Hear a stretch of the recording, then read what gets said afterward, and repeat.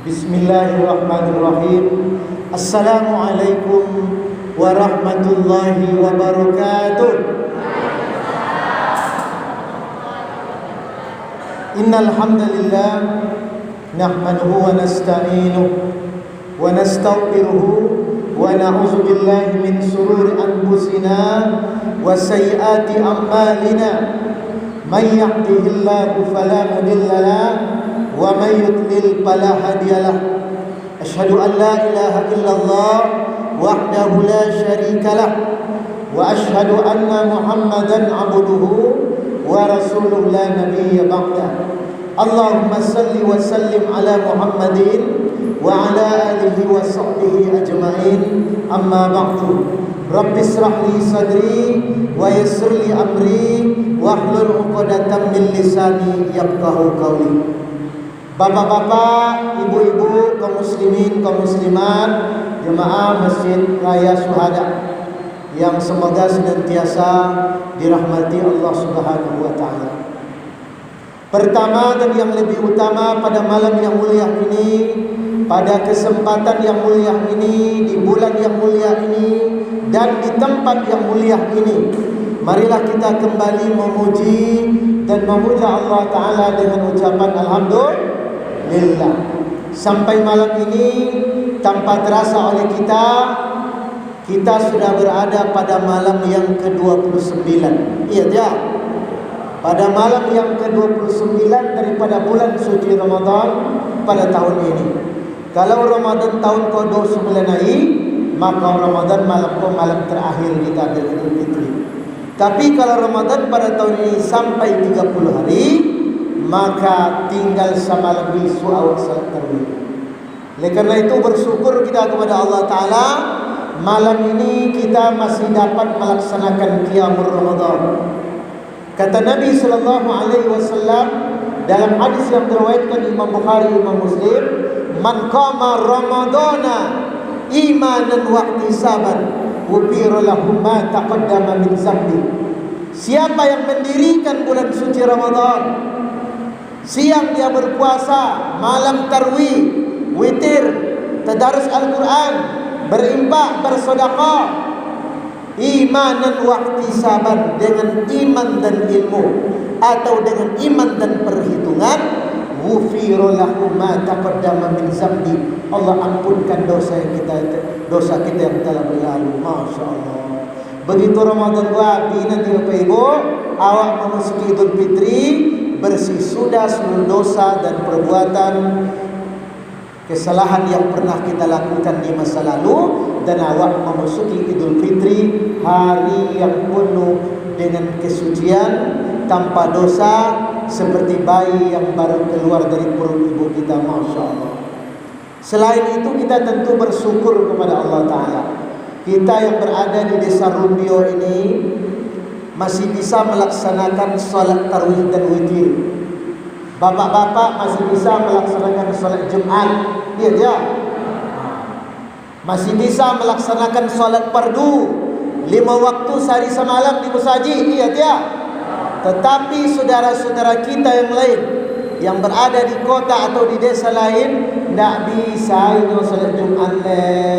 Salat Jumat diganti dengan salat zuhur di rumah, salat tarwihnya di rumah, bahkan salat Idul Fitrinya pun di rumah. Tapi alhamdulillah, bersyukur kepada Allah Ta'ala. Terima kasih kita kepada pemerintah Kabupaten Kampar, kepada Pak Bupati, Pak Catur Sugeng, yang telah membolehkan kita umat Islam di Kabupaten Kampar untuk melaksanakan salat Jumat, salat tarawih. Walaupun salat tarawih tak bisa ceramah tiap malam dah. Sikot tiap malam ceramah. Tak ada. Di Bangkinang hampir tak ada ceramah. Kalau di kampung Abu Sungai Tanam tiap malam ceramah. Tiap malam ada ceramah. Ya kan? Tak ada masalah. Yang penting kita salat tarawih. Tempat lain tak bisa. Pakan bau tak bisa. Bahkan pakan bau yang salat tarawih witir, ketua pengurus dipanggil oleh kantor camat. Didatangi oleh polisi, oleh Satpol PP. Kalau ada salat Jumat, didatangi, di depan ditutup. Masjid ini tidak ada salat Jumat dan salat berjamaah. Di depan, di belakang salat. Masuk di belakang. Tidak pakai mit, menjadi masalah. Jangankan lagi di kota, di Siak saja payah. isi apa ya?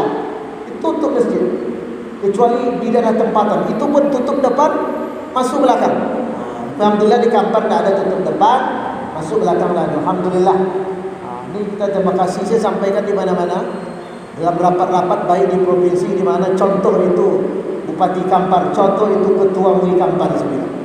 Ketua MUI Kampar juga membolehkan, ya, membolehkan solat berjamaah walaupun dilapangkan. Ini kan ceramah khutbah jangan panjang, paling banyak 10 menit. Ini bagus. Ini solusi. Kenapa? Karena Islam itu memberikan solusi. Islam itu bukan buntu. Islam memberikan solusi, memberikan jalan keluar terhadap setiap persoalan musibah yang terjadi. Ada jalan keluar. Yang tua-tua tidak bisa puasa, bisa dipidyah. Tak bisa dikodo, seorang tak puasa, bisa dipidyah. Solusi. Awak yang sakit tak bisa salat berdiri, duduk, tak bisa duduk berbaring. Macam ni, itu Islam memberikan solusi. Begitu juga dalam masa pandemi ini atau COVID-19 ini, alhamdulillah bersyukur kita kepada Allah Ta'ala, kita-kita ini masih bisa melaksanakan solat tarawih. Alhamdulillah. Kemudian salawat berikan salam, Allahumma salli ala Muhammad wa ala ali Muhammad, mudah-mudahan tercurahkan kepada baginda Rasulullah sallallahu alaihi wasallam, dan mudah-mudahan di akhirat nanti kita akan mendapatkan syafaat daripada beliau. Amin ya rabbal alamin. Bapak-bapak, ibu-ibu, kaum muslimin, kaum muslimat yang berbahagia, malam ini malam ke-29 daripada bulan suci Ramadan pada tahun ini, pemerintah baru melakukan sidang isbat atau menengok bulan besok sore di Pekanbaru. Besok sore di Grand Zuri, insyaallah aku hadir, termasuk 7-8 orang yang diundang untuk melihat menengok langsung bulan. Tapi sebetulnya kabar yang saya dapatkan informasi, walaupun besok sidang isbat, kabarnya lebaran baru pada hari Ahad. Baru pada hari Ahad. Kemarin kita menyangka Sabtu, sebagian mengatakan Idul Fitri Sabtu. Tapi saya tadi mengkonfirmasi dari Kementerian Agama, besok kan sidang isbat, saya bilang. Jadi kapan sebetulnya Idul Fitri? Sebetulnya biasa kan sidang isbat, menengok bulan, itu biasa kan SOP saja, formal saja. Sebetulnya kan sudah jauh-jauh hari diketahui juga sebetulnya. Kecuali ada perubahan-perubahan yang amat yang sangat penting, baru ada perubahan. Tapi kemungkinan besar, walaupun besok sidang isbat hari Jumat, tapi mungkin Ramadan tahun ini puasa dicukupkan 30 hari.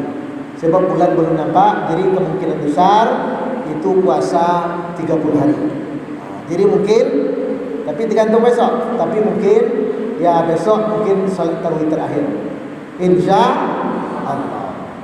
Jadi Bapak Ibu kaum muslimin, kaum muslimat yang berbahagia, Ramadan pada tahun ini, hari ini mungkin hari-hari terakhir di bulan Ramadan, ya sungguh sangat berbeda dengan Ramadan-Ramadan yang berlalu. Apalagi di kota-kota besar, bukan hanya di dalam negeri tapi di luar negeri. Sebab yang namanya wabah virus corona atau wabah COVID-19 ini bukan hanya melanda Indonesia, tapi melanda sebagian besar negara di dunia ini. Kita belum pernah mendengar seumur-umur hidup kita, walaupun dulu pernah terjadi. Pemerintah Saudi menolak jemaah umroh untuk datang melaksanakan ibadah umroh ke tanah suci.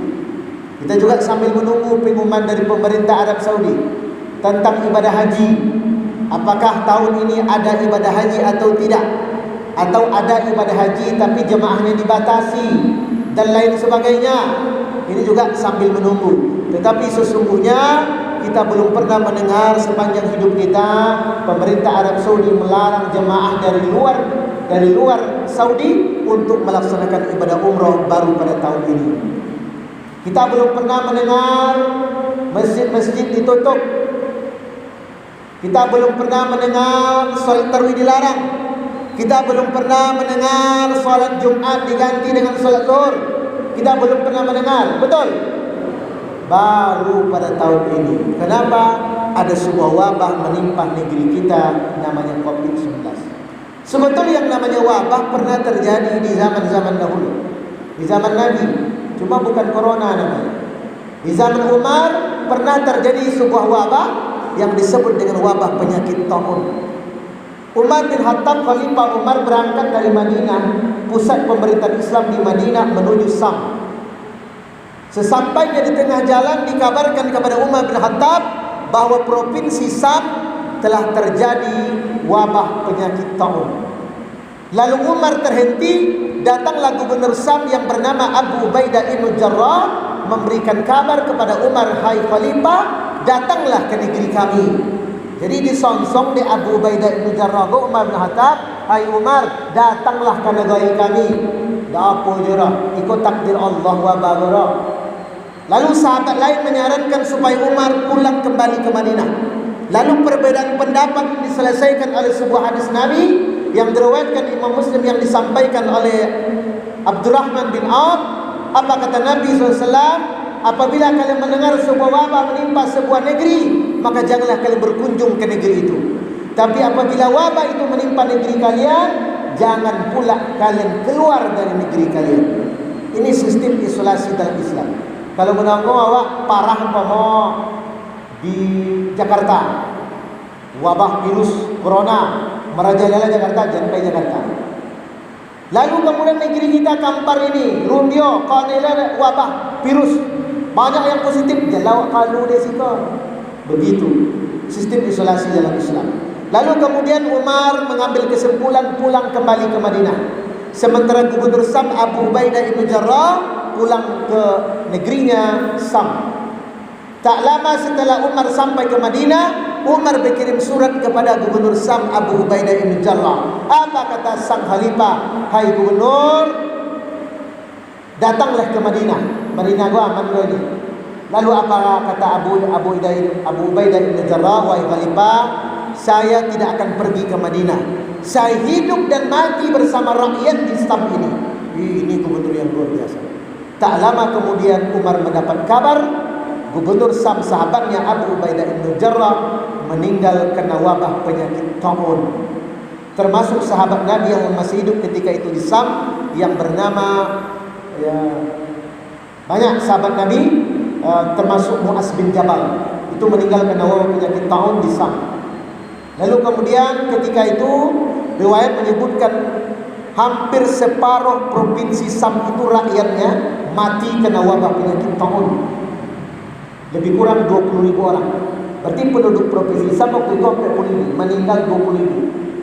Sedih yang amat mendalam yang dirasakan oleh Khalifah Umar bin Khattab atau Presiden Umar bin Khattab ketika itu. Lalu gubernur Sam digantikan oleh gubernur yang baru namanya Amr bin As. Amr bin As mengatakan kepada rakyatnya, "Wahai rakyatku, wabah ini bagaikan kobaran api. Apabila kalian mendekat, apabila kalian merapat, maka kobaran api ini akan membakar kalian. Maka berpencarlah kalian. Maka menjaga jaraklah kalian." Lalu kemudian, tak lama kemudian, Amr bin As menyarankan kepada penduduk rakyatnya untuk pergi ke bukit, menjaga jarak. Lalu tak lama kemudian wabah virus daripada penyakit taun ini segera pergi dari negeri Sam ketika itu. Maka inilah yang dianjurkan oleh pemerintah kepada kita, menjaga jarak, ya kan, pakai masker dan lain sebagainya. Ini tentu kita dukung himbauan Gubernur Riau, pemerintah untuk menjaga jarak. Menjaga jarak, ya, paling tidak semeter atau semeter setengah. Meskipun ada yang mengkiaskan solat berjemaah jaraknya semeter atau semeter setengah. Itu ijtihad ulama. Kalau berijtihad ulama, kalau betul ijtihad dapat pahala 2. Kalau salah dapat pahala cik. Jadi tidak ada salah. Jalan. Ya kan? Tapi begitu Amr bin As menyelesaikan wabah virus itu selesai sudah. Jadi di zaman Umar bin Khattab pernah terjadi wabah, termasuk di zaman sekarang ini. Termasuk apalagi datang di bulan Ramadan. Kalau Ramadan yang berlalu, kita masih bisa tadarus Al-Quran ramai-ramai. Sebelum puasa awak di acara silaturahim, tabligh akbar menyambut Ramadan. Ramadan tahun kau dah ada.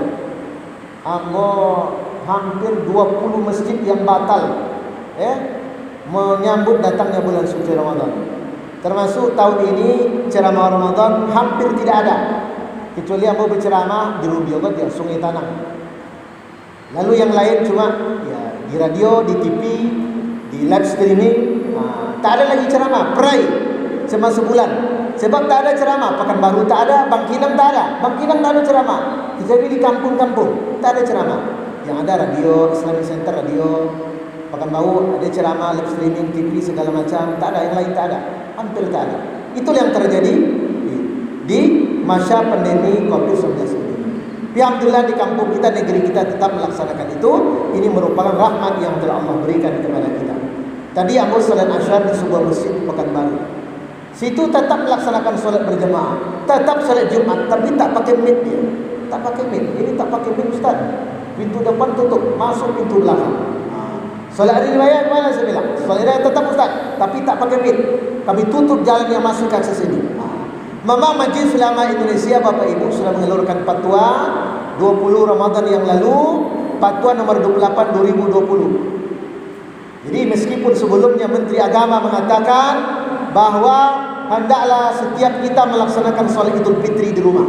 Ini sebetulnya tak betul ini. Karena surat edaran pemerintah, surat edaran Menteri Dalam Negeri mengatakan solat Idul Fitri menunggu fatwa MUI. Sekarang fatwa MUI sudah keluar pertanggal 20 Ramadan. Fatwa itu mengatakan bahawa di daerah yang masih terkendali, masih aman, tidak ada penularan COVID-19, maka dibolehkan melaksanakan salat Idul Fitri dengan memakai protokol kesehatan. Apa indikasi di situ? Tak ada yang positif. Di desa Ubio ada yang kena penyakit corona positif Ada. Ada. Jadi berdasarkan fatwa itu tetap boleh salat Idul Fitri. Contoh biasa. Apa sampaikan di mana-mana, walaupun ada himbauan pemerintah di daerah PSBB. Ini bukan masalah daerah PSBB atau tidak. Fatwa MUI kalau mau ditunggu oleh pemerintah, ditunggu oleh Kementerian Agama, ditunggu oleh umat, kita sudah mengeluarkan fatwa di daerah-daerah yang masih aman dan terkendali.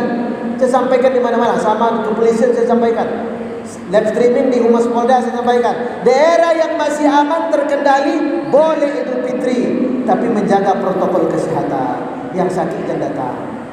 Karena Idul Fitri tidak sama dengan solat sunat lain, Pak Ibu. Ustaz katanya, solat Idul Fitri kan salat sunat. Iya salat sunat. Tapi Idul Fitri itu di dalamnya terkandung syiar ajaran agama. Nabi SAW memerintahkan ketika itu kepada kaum muslimin, bukan hanya yang laki-laki, tapi wanita haid, anak-anak gadis. Biasa anak gadis tidak diperintahkan oleh Nabi untuk pergi salat berjamaah. Tapi Nabi memerintahkan anak gadis, wanita haid untuk datang ke lapangan untuk melaksanakan salat Idul Fitri. Walaupun tak salat tapi menengok di belakang. Kenapa? Ada syiar agama yang terkandung dalam salat Idul Fitri. Kenapa? Sebulan penuh kita melaksanakan puasa Ramadan. Lalu kita merayakan hari kemenangan umat Islam. Hari raya yang mesti kita agungkan. Beda dengan salat duha. Salat duha itu ancak di rumah, tolak ajur ancak di rumah, Idul Fitri lah ancak di rumah. Dan kalau kan di rumah salat Idul Fitri dalam salat, lebih baik salat duha pagi. Nabi tidak pernah salat Idul Fitri di rumah. Jadi daerah-daerah yang aman tetap itu. Yang kedua, daerah-daerah walaupun dia di perkotaan, tapi daerahnya itu dalam kawasan perumahan atau dalam kawasan pedesaan di kampung-kampung. Tidak ada orang keluar masuk, tidak ada jemaah datang yang baru pulang dari Malaysia, tidak ada yang masuk, maka tetap juga salat Idul Fitri. Tetapi yang ketiga, bagi daerah yang tidak aman, ada di situ orang positif corona, maka salat Idul Fitri menurut fatwa MUI dibolehkan di rumah. Boleh berjamaah, boleh sendiri. Berjamaah minimal lampi orang. Berapa orang? Lampi orang berjamaah. Salat imam 3 jemaah. Kau dituntut apa-apa laki jadi imam, tak bisa jadi imam. Tawat ya. Dan diharapkan pakai khutbah. Jadi pakai khutbah, tetap pakai khutbah. Jemaah bertiga pakai khutbah. Tapi jangan pakai mic je lah. Lepas saya mancing sewa mic kan ke pasau kan kinang ke mana kan kepokan tu apa tu ketuba di rumah je. Tak perlu apa ada. Kalau tidak bisa dilakukan, cukup tak sampai orang, cukup solat Idul Fitri di rumah. Seperti biasa, 2 rakaat. Rakaat pertama takbir 7 sebelum surah Al-Fatihah ya. Sebelum surah Al-Fatihah kan. Lalu kemudian takbir yang rakaat yang kedua takbir 5 kali. Jadi begitu tuntunannya. Jadi kalau daerah masih aman, kita aman, Kampar secara umum ni masih aman, kecuali daerah-daerah tertentu, maka Idul Fitri tetap seperti biasa. Cuma Pekanbaru yang jadi masalah. Pekanbaru ini PSBB, pusat ibu kota Provinsi Riau, ditetapkan zona merah. Cuma ada perumahan-perumahan, ada kampung daerah-daerah yang menurut masih aman. Ini jadi persoalan. Kalau di luar Pekanbaru kurang persoalan. Apalagi di Kuansing, satu pun tak ada positif. Rokan Hilir tak ada satu pun yang terkena. Rokan Hilir tak ada. Kuantan ini tak ada. Kampar ada tapi sudah sembuh. Ya, sudah sembuh. Morawai, kemarin Morawai zona merah. Di Kampar ini bijak bupatinya. Zona merah bukan satu kabupaten tapi per desa. Per desa, desa Morawai positif, situ yang zona merah. Bangkinang tak zona merah, sini tak zona merah, Morawai saja. Mana lagi? Yang berbatasan dengan Pekanbaru. Rimbo banyak, tapi solat juga orang. Begitu. Jadi tuntutan Idul Fitri termasuk takbir. Kalau bagi daerah yang berbahaya tetap takbir. Ini malam kemenangan umat Islam. Allahu Akbar, Allahu Akbar, Allahu Akbar. La ilaha illallah, wallahu Akbar, Allahu Akbar, walillahil hamd. Tetap takbir. Di daerah berbahaya tidak, tapi daerah yang berbahaya terkendali takbirnya di masjid saja. Tak perlu banyak cari kau takbir dah, pengurus je lah. Siap musajid gharib je lah takbir sampai 5 orang. Tapi bagi daerah-daerah yang masih terkendali, takbir boleh seperti biasa, tapi menjaga protokol kesehatan, jaga jarak, jaga tata tertib. Jadi tak ada masalah. Pak pengurus, Pak Imam, Buya Khatib, tak ada masalah takbir, tapi jaga jarak, pakai masker dan protokol kesehatan tertib, tak ada masalah. Itu masalah takbir. Jadi takbir itu mesti dikumandangkan, ya, baik di jalan, di pasar, sampai sholat Idul Fitri ditunaikan. Lalu kemudian ada beberapa hal yang disunahkan oleh Nabi sholat Idul Fitri. Yang pertama, mandi dulu. Mandi sunat hukumnya, tapi seperti mandi wajib. Sebelum berangkat sholat Idul Fitri, mandi dulu. Dari rambut sampai ujung kaki dibasahkan. Mandi sunat, tapi seperti mandi wajib. Mandi dulu. Yang kedua, memakai pakaian yang terbaik. Bukan pakaian bau, pakaian yang terbaik. Mana yang ajak membawa pakaian, baju itu yang dipakai. Masya Allah. Yang ketiga, bertakbir dari rumah sampai ke tempat sholat. Tapi jangan sakit mana oleh apa ruang ayo lah. Allahu Akbar, Allahu Akbar. Dalam hati aja. Kemudian yang berikutnya, yang keempat, disunahkan berjalan kaki. Dok, kita awak dapat tu jangan bawa dalam pemain jalan kaki lah. Kalau solat Jumat boleh dah. Tapi Idul Fitri itu umat di pasau. Jalan kaki lah, sunat hukum. Yang kelima, jalan pergi tempat solat disunahkan berbeda dengan solat dengan jalan pulang. Kalau tak ada jalan, kalau masih ada jalan lain, umawat di situ. Dok pergi musajid siko, pulang nak mungkin kalau bola lalu dah. Ni Buya Zulus di domo, jalan pulang sunat. Lombe dok kalau buat tu. Tanya dia mana yang begini? Asus kamu kalau musajid asus suruh marah ni. Setengah jam bawa surat tu lah bilang tok, aku pulangnya. Buya malam patang ngaji kan sunatnya jalan ke pulang je. Nah itu maksud. Kalau ada jalan lain, sunnah jalan lain. Kalau tak ada, jangan itu. Nah, apa lagi disunahkan? Dalam Idul Fitri itu disunnahkan kepada kita, ya, untuk banyak selalu memberikan di hari Idul Fitri, banyak memberikan infak dan sedekah. Idul Fitri, awak pulang yayo nampak nak yatim, pegang kepala kusuak. Tapi jadi kusuak ya, di bayi pengusuak. Kayong tu balik logo loye, berpiti 30,000, 50,000. Jadi berpiti kena 50,000. Nombor balik logo lo 50,000. Tentu cukup, tapi kan bahasa santun. Kayong balik logo lo 50,000. Sampai ke baju le, kayong balik sepatu yang 50,000. Dapat 10,000 rapat je. Apa jawab kan itu? Dapat 10,000 sepatu lah, ni 70,000 nya ni. Kan itu? Sampai balik logo lo. Kita logo lo ye yongnya. Rajin solat mana? Kau sama tu di sekolah awak le, kau le kan ada sekolah le. Kok kabar sampai Desember libur, Masya Allah. Iya kan? Jadi Bapak Ibu yang dimuliakan Allah Ta'ala, itulah kajian kita.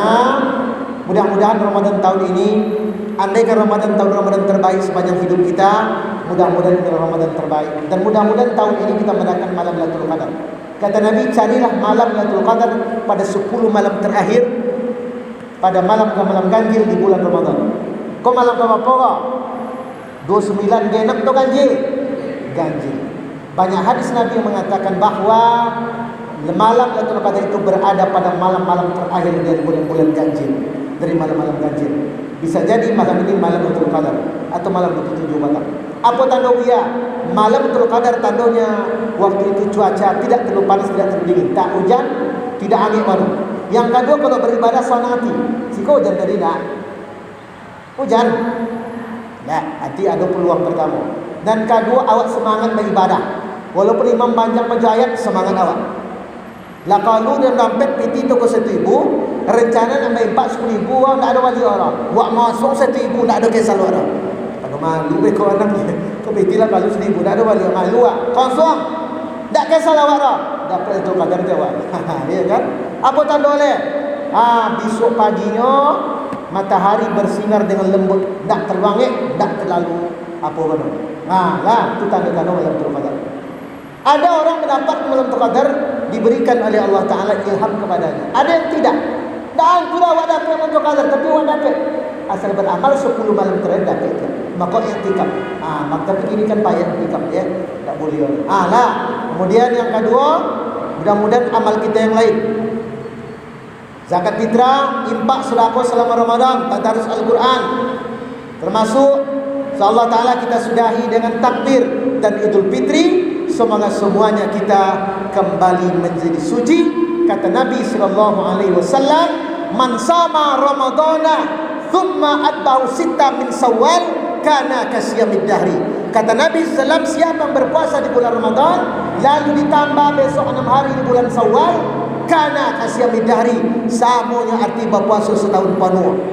Jadi jangan lupa bulan Shawwal suak.